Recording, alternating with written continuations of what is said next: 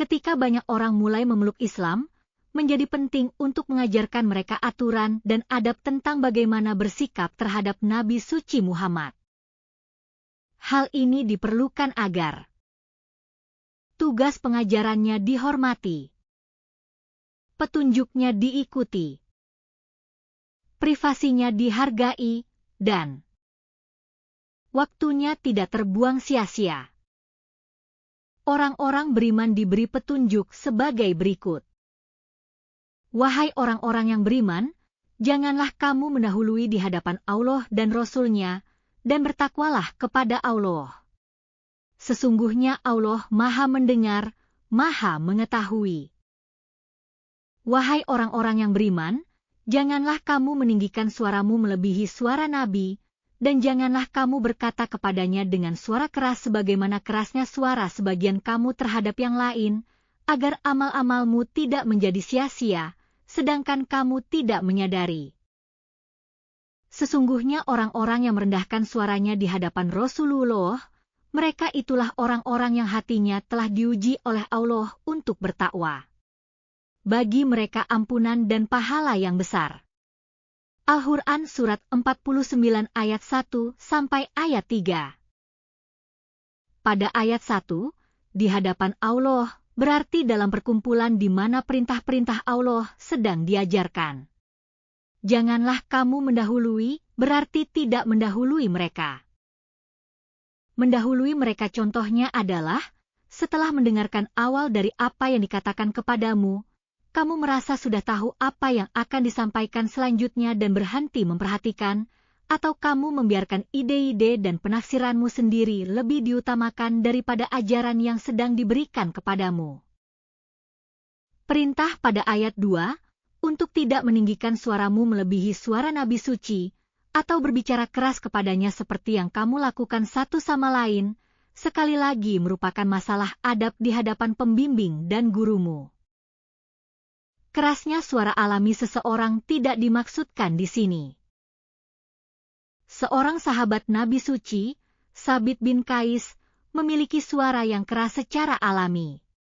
Mendengar wahyu ini, dia pergi dan duduk di rumahnya, sedih dan menangis, karena dia pikir itu ditujukan kepadanya dan amal-amalnya akan menjadi sia-sia.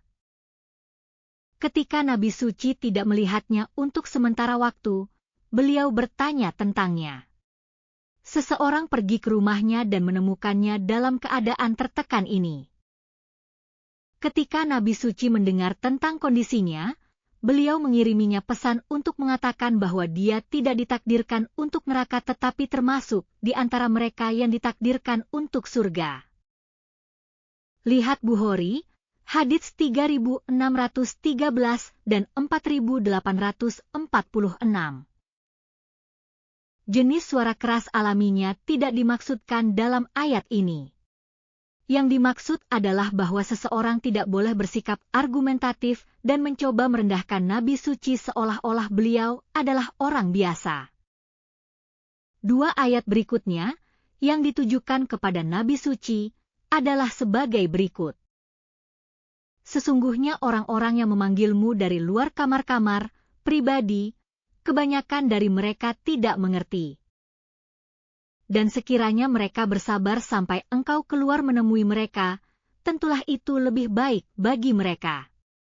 Dan Allah Maha Pengampun, Maha Penyayang. Al-Quran Surat 49 ayat 4 sampai ayat 5. Beberapa orang, karena tidak tahu adab, biasa meneriakkan pertanyaan kepada Nabi Suci dari luar rumahnya, mengharapkan beliau meninggalkan segalanya dan keluar untuk menjawab mereka. Aturan dan adab yang diajarkan dalam 5 ayat di atas tidak hanya bersifat historis, yang hanya dimaksudkan untuk ditaati terhadap Nabi Suci oleh para pengikutnya. Aturan-aturan itu, pada kenyataannya, adalah pedoman permanen tentang bagaimana orang harus bersikap di hadapan guru dan pemimpin mereka.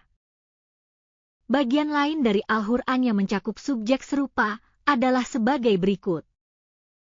Hanyalah orang-orang beriman yang beriman kepada Allah dan Rasul-Nya, dan apabila mereka bersama-sama dengan dia dalam suatu urusan penting, mereka tidak pergi sebelum meminta izin kepadanya. Sesungguhnya orang-orang yang meminta izin kepadamu, mereka itulah orang-orang yang beriman kepada Allah dan Rasul-Nya. Maka apabila mereka meminta izin kepadamu karena sesuatu urusan mereka, berilah izin kepada siapa yang engkau kehendaki di antara mereka, dan mohonkanlah ampunan bagi mereka dari Allah. Sesungguhnya Allah Maha Pengampun, Penyayang. Janganlah kamu jadikan panggilan Rasul di antara kamu seperti panggilan sebagian kamu kepada yang lain. Al-Quran Surat 24 ayat 62 sampai ayat 63. Pertama-tama dinyatakan bahwa tidak seorang pun boleh pergi tanpa izin Nabi Suci, ketika mereka berkumpul untuk suatu urusan penting yang memerlukan kehadiran mereka. Kemudian dikatakan, janganlah kamu jadikan panggilan Rasul di antara kamu seperti panggilan sebagian kamu kepada yang lain, yang berarti bahwa panggilan Nabi Suci kepada orang-orang beriman harus dihormati oleh mereka, dan tidak diperlakukan sebagai panggilan dari satu orang biasa kepada yang lain. Ini karena panggilan Nabi Suci berkaitan dengan suatu urusan penting yang mempengaruhi kesejahteraan masyarakat, sedangkan panggilan mereka satu sama lain berkaitan dengan urusan pribadi mereka sendiri. Hal ini menunjukkan betapa sangat pentingnya untuk menganggap serius pertemuan-pertemuan yang diadakan berkaitan dengan urusan nasional atau kemasyarakatan, di mana keputusan-keputusan harus dibuat yang mempengaruhi semua orang di masyarakat. Meluangkan waktumu untuk pertemuan-pertemuan semacam itu, dan berpartisipasi di dalamnya dengan perhatian penuh. Ketika diminta untuk menghadiri pertemuan semacam itu, kita harus memberikan prioritas yang lebih tinggi pada panggilan itu daripada panggilan untuk menghadiri suatu acara pribadi.